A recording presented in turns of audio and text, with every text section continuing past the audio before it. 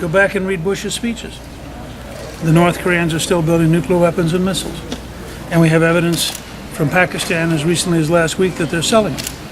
The Pakistanis are still building nuclear weapons. And we have evidence from the bin Laden case that a large part of the Pakistani government is anti-American.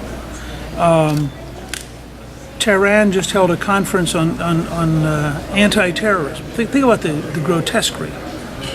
The Iranian dictatorship held a conference on anti-terrorism as the leading supporter of terrorism in the world. And 60 countries attended because they would rather irritate the United States than irritate the Iranians, including Afghanistan, Iraq, and Pakistan. Now that is a loss of prestige and a loss of ground over the last 10 years that is horrific.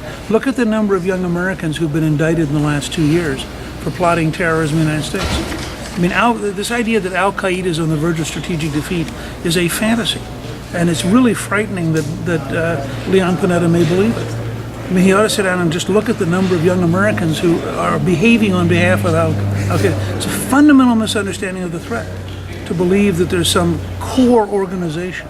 There is a movement worldwide that wants to defeat the United States and destroy Israel. They're quite open about it. The Iranians are much closer to nuclear weapons today than they were 10 years ago. I would say the opposite. You show me where we're better off than we were 10 years ago. It's really so, I find it very sobering.